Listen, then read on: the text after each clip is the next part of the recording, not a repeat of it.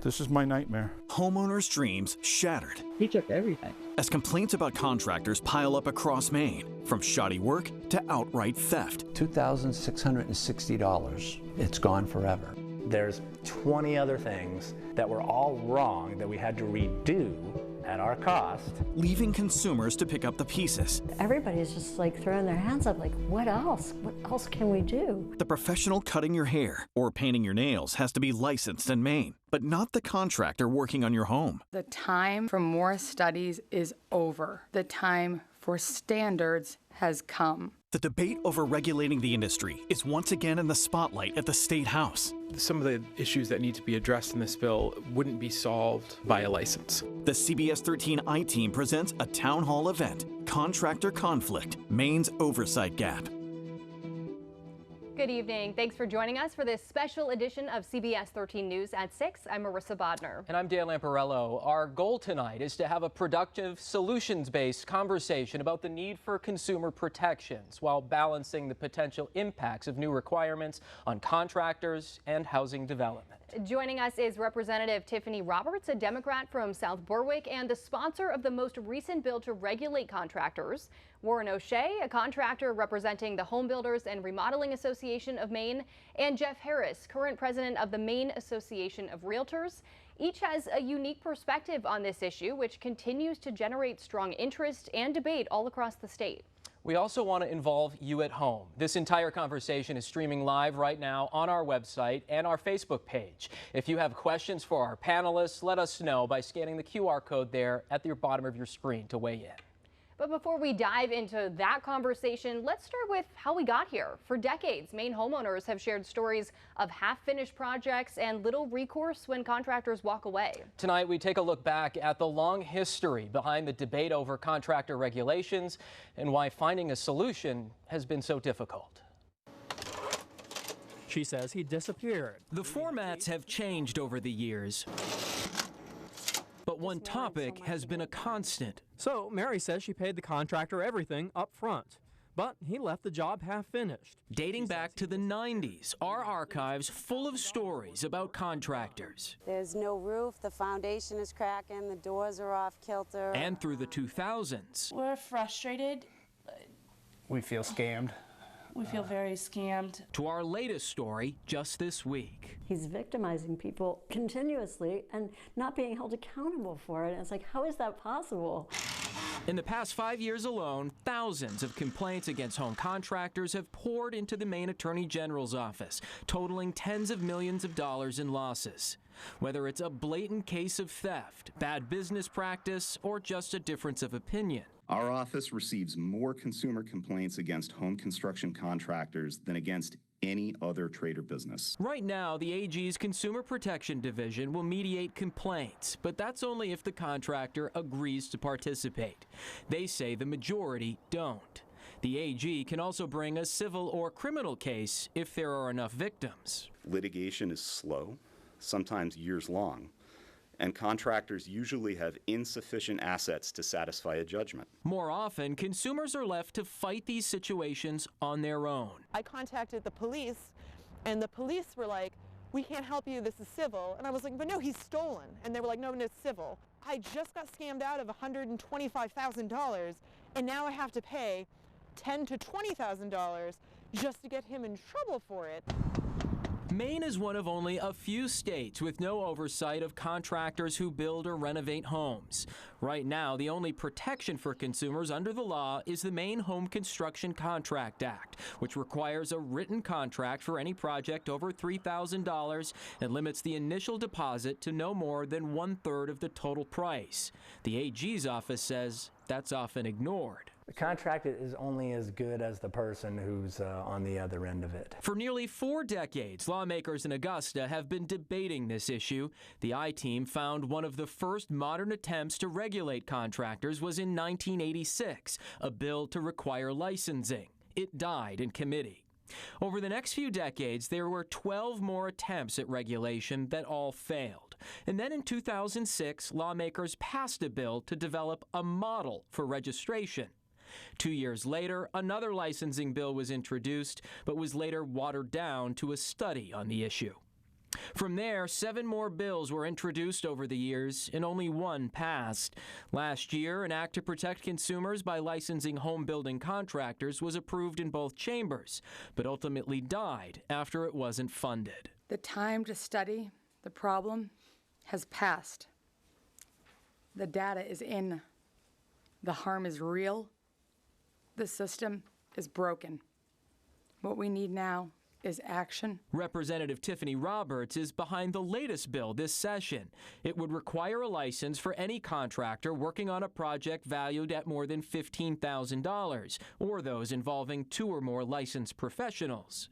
It would also create a board to oversee the program and establish education requirements. If passed, the bill wouldn't go into effect tomorrow. It would establish the program over 2 years. Consumer protection is not just a Democratic or Republican priority. It is a Maine priority. But Republicans have raised some concerns, calling the issue of licensing complex. I can't support it as written, and I do hope that we can put together a working group that gives us very clear definitions of what we are and are not licensing. While some contractors testified in favor of licensing, it's not a significant burden to the contractor. One of the state's largest trade organizations claims it will be overburdensome and says the current law should be better enforced. A lot of the things that you've heard about today are crimes. They're felonies. Taking away, taking $100,000 and skipping and run, that's beyond a home construction contract. That's a crime that needs to be prosecuted in a court. Victims we've spoken to over the years aren't sure what the right solution is, but almost all tell the I-Team something needs to change. Tomorrow, you can be a contractor. Do you know how to build a house? No, of course not. Like an electrician has to be licensed, the plumber has to be licensed. Why wouldn't a contractor have to be licensed? It makes no sense. I think, it's just kind of astounding that they haven't done more. Now, earlier this month, the legislation to license contractors did pass out of committee along party lines with a divided report.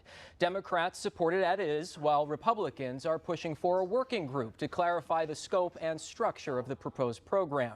The full legislation will now be decided by the full legislature if it moves forward. Now, turning to our panel, let's open up the conversation. Why do you think this proposal is or isn't the right solution? Warren, you're a contractor yourself. You're here representing other contractors, so let's start with you.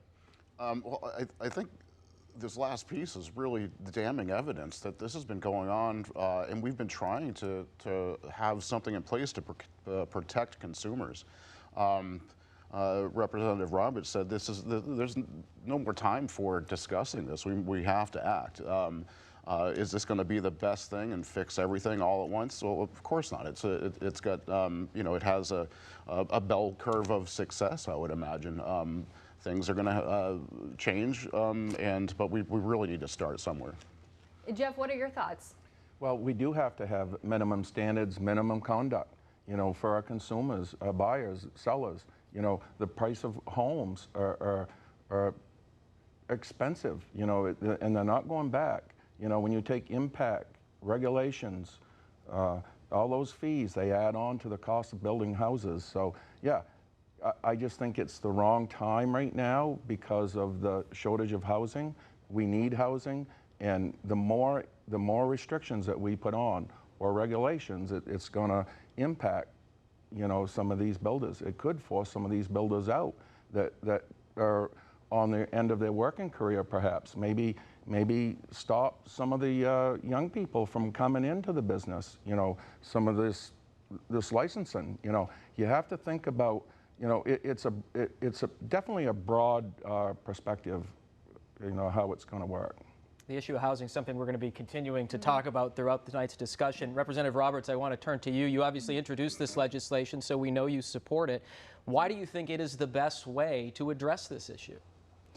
I don't necessarily think there is a best way, but there needs to be a next step. There needs to be, doing the next right thing.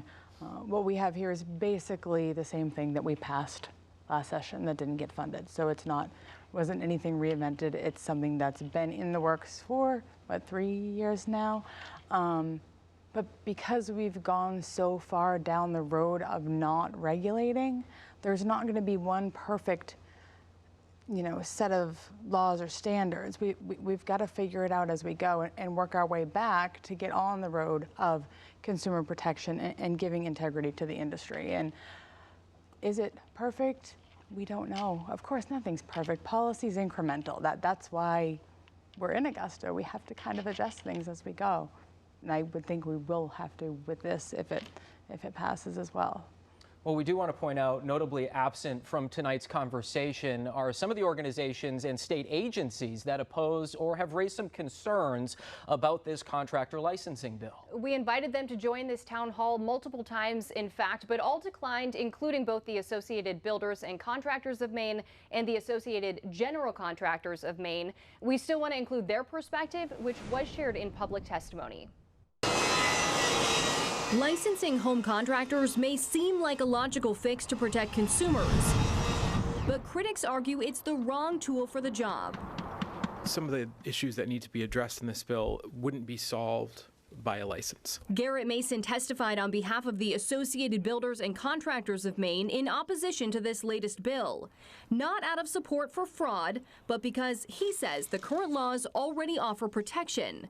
He argues the Attorney General's office needs more tools to better enforce them and ramp up consumer education. Contract law is sufficient to be able to handle a home construction project or a renovation project, and we believe that those things should be enforced, and ABC would absolutely be in favor of staffing up that department in a way that you could go after people like this effectively. Some of Maine's largest construction trade groups point out contractors already face oversight through permitting and inspections for each project. So I do take a little bit of a disagreement with those who would say that there's just simply no oversight.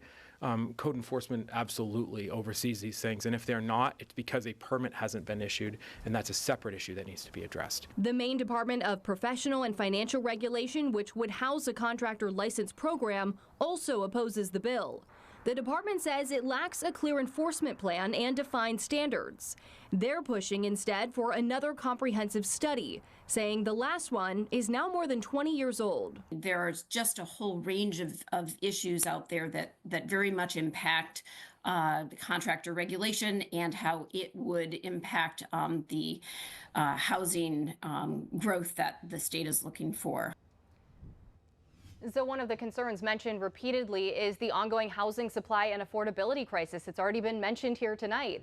According to a state report released last fall, Maine needs between 76,400 and 84,300 new housing units by 2030 to make up for historic underproduction and meet future needs. So Jeff, let's turn to you. The Maine Association of Realtors has been tracking the state's housing crisis, obviously very closely. You mentioned it a little bit earlier. How do you think any new regulations would hamper the efforts to build new housing stock in our state? Well, it's going to add to the cost of the housing. As it is, the median sale price in Maine is $376,000 up to $400,000. You know, it's been going between them numbers for the last year, basically. And the more we add, it's already unaffordable when you look at it. The interest rates. Sellers are staying put because they cannot get out of what they have to go buy another home. It will cost them more. They're going to stay where they are. All these regulations just add to the cost of these buildings. And you know, we have to think about passing these buildings on to real estate to our kids, our grandchildren. You know, how are they going to get into this? You know, they need help. They need help. And Warren, we want to talk to you about this as well. As a contractor, you know, one of the arguments we hear from opponents is that contractors like yourself might retire early or, you know, get out of the trade. It might discourage folks from getting into the trade. What do you think about that? I think it's more about the unavailability of skilled labor right now. I mean, we have an aging workforce and nobody to fill the boots, per se. With the housing crisis, I feel that this is the most opportune time to really enact this type of legislation because the need is great. the individuals able to fulfill the need are not there, and this is where the most amount of problems could arise. We've got if you basically show up to a job site, you're going to get paid. You know, so that says nothing about your professionalism, education, quality of work, and that's just the building. I mean, you're running a business. Or, you know, what do you do? What's your profession? Be professional. Conduct yourself professionally. Make sure you surround yourself with professionals. The Home Builders and Remodelers Association of Maine has strength in that, and a strength in our diversity and multiple facets. So, I mean, that's another way to kind of make sure that you are classifying yourself with people who have the same interests. Representative Roberts, I know this was brought up during the public hearing, but some concerns about the education requirements that I know there will be if this passes, a board to establish what those may be. But where do you envision those to be? People who are maybe in the industry for say 40 years who may not have a college degree, would this require them to get that? So as a couple tweaks were made from last session to this, and one of them was we did take out the prerequisite of education requirement, where it basically just says a combination of education or on-the-job experience that enables you to pass this test, which there are many companies that do it all across the nation that have these kind of standardized tests that are around the building code, basic business acumen. So we've taken out that pre-education requirement and then kept it continuing in that the board would kind of prescribe, because there's so many good organizations out there that are providing continuing ed for the building trades that I think we can't be prescriptive. That's not our role there. And as we mentioned, a lot of those details would be left up to the appointed board under this bill. And I think we go back to, we've gone so far down. So we really need to kind of rely on the board, the experts in the industry. I certainly don't know what those standards should be, but there definitely are folks who can. Let's check in with the I-Team's Stephanie Grinley. She's at the live desk right now tracking our viewers' comments and questions online about this conversation. Stephanie, what are they saying tonight? Yeah, Dan, Marissa, we're reading through dozens of comments right now coming in on our Facebook.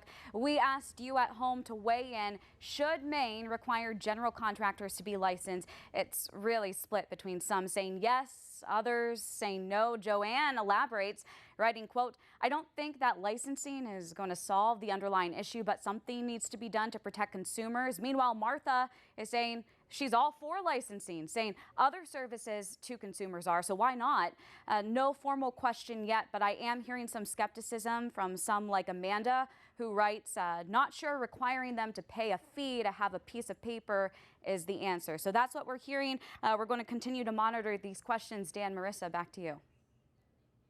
Folks out there obviously very split on this issue, whether licensing or some type of regulation will address the problem. And we've shared some of the situations consumers have relayed to us about contractors. So turning back to our panel, what do you all hear from consumers or clients that you might interact with in your various capacities? Representative Roberts, we'll start with you. I would say I'm hearing any and all things from any and all people from both sides. I mean, that's kind of the nature of where I've put myself inadvertently in this policy area. From, we need to do something to, we don't want to put folks out of business. We need to protect consumers. We're being, reactive instead of proactive. There's nothing binding the contractors out there to come to the table. Then there's the burden, and then there's is it going to increase the cost of housing? And, it's, well, look at the cost it's causing some of these homeowners right now, and trying to weigh all these out, it is really tough, but we need to do something. Warren, I know you talked at the public hearing about some of the clients that you've worked for who have, you've had to fix some of their work over the years. Can you talk about that, what they've told you? I think over the years, starting out with Channel 13 investigative reporter John Chrysos, I started reaching out to people who were getting ripped off by contractors.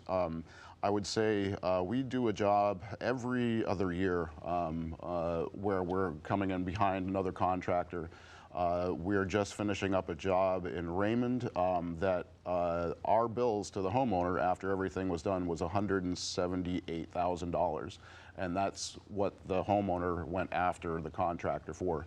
I appeared in court, represented the homeowner. The contractor was found liable for those damages, and as well as 16 counts of violations within the state code. Homeowner just can't get any money out of him.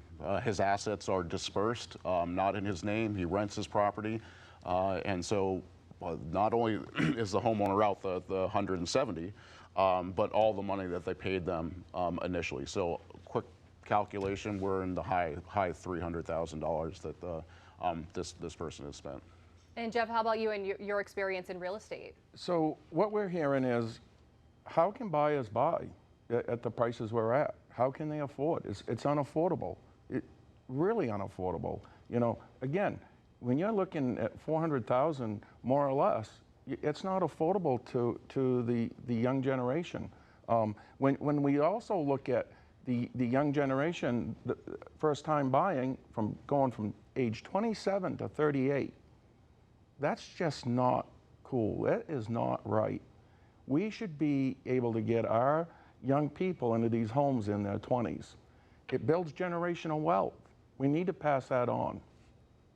Well, as we've mentioned throughout the broadcast tonight, concerns about contractors are consistently the #1 complaint filed each year with the Maine Attorney General's office, whether that's defective workmanship or just a difference of opinion in general. Since 2020, the agency says they've received more than 3,200 complaints. Fewer than 100 have been resolved through mediation. That's because the AG's office, as we've mentioned, says contractors often refuse to participate. Opponents to new regulations say there's already enough consumer protections. That includes requiring a contract as well as the state's building codes.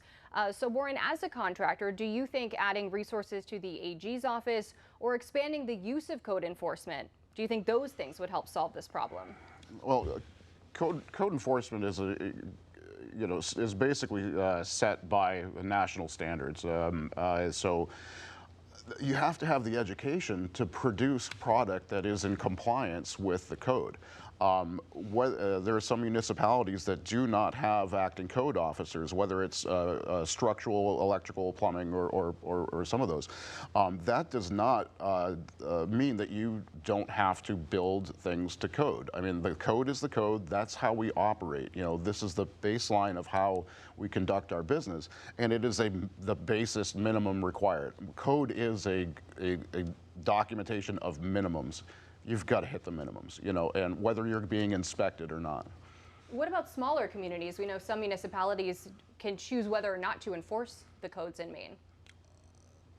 They don't get to choose if they are just not staffed. Some of the smaller towns, my town does not have a current operating code enforcement officer. There was one, but now there's nothing. So a lot of smaller municipalities will share CEOs. One CEO might be working for several towns, but that is they're overburdened. So really the impetus is for the contractor to know the code and produce code compliant structures.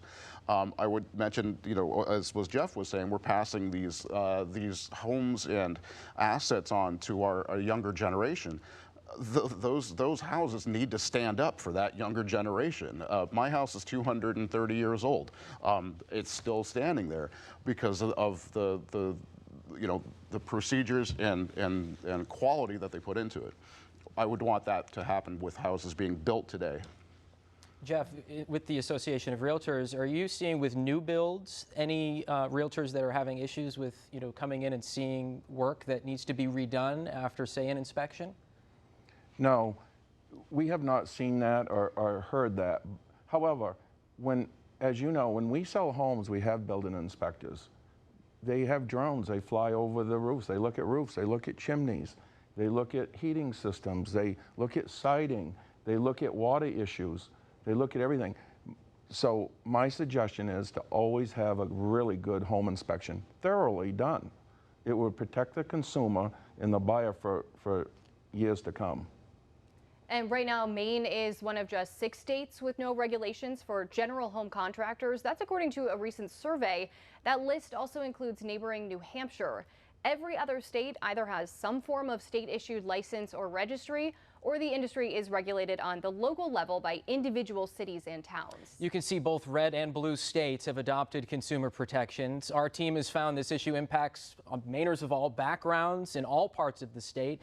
Representative Roberts, you've been pushing for these regulations for quite a few years now. Why do you think this is still a partisan issue, rather, that it falls along party lines? And do you think this is the year it could get past that? If I had the answer to the why, then I think we could. I'm not sure. It seems like it only is kind of in the building, because when I talk to folks outside, you know, contractors, consumers, it isn't. So I don't know if it's a regulation issue or a cost issue. It's, like I said, if I knew the why, I would have tried to address it. And you know, I have had a lot of conversations, and I think that some of my colleagues do understand that there is an issue. There's just disagreement on what the solution is, or if this is the solution. And those are the conversations we need to keep having. Warren, how about you? Obviously, some contractors very much in support of this would like to see kind of the good contractors recognized and maybe weed out some of the bad actors. But obviously, some contractor groups opposed to regulation. What do you make of that? I embrace the diversity of opinion. You know, this is a very complex and wide-reaching issue, and just because, you know, we're only the 6th in the country to not have it, has it solved the problems in the other states? Well, of course not. Just like driving without a license, people are still driving. What I think will end up happening, though, is that contractors who are against it and begrudgingly, a lot of them will say that the price is, you know, too much to absorb. From what I understand, it's $500. You know, if you can roll tariff increases for lumber into your cost of doing business, your workman's comp, unemployment, you can roll $500 into your overhead. The homeowner is where that gets passed on to, and I think that because they have some confidence, and now they have a system that licensed contractors, that they are willing to, if you were to say $500 for my license, they would pay it because they know that you take some pride in your work and doing the right things. I also know that over a period of time, when contractors stop getting jobs, because when the homeowner asks them if they're licensed and they say no, that homeowner is just going to go somewhere else. Jeff, we'd love to, you know, we have a minute or so left in our program here. We'd love to just get some final thoughts from you. Yep. So I want to say that in the housing industry, I want to see housing incentivized. I want to see it passed on to our children and grandchildren. I am proud to represent Maine through the Maine Association of Realtors as the president this year, and hopefully we can get a lot more housing built. But I also I'm proud to represent the consumers as well, buyers and sellers, as the president of the Maine Association of Realtors. Panelists, thank you so much for being here. That is all the time we have, but we thank you for being here for this important discussion. And as the debate continues, we want to remind you at home what your rights are under the current law when you're hiring a contractor. You can scan the QR code on your screen for our full consumer guide. And obviously, this is going to be an issue our team is going to be continuing to follow. We appreciate you joining us tonight.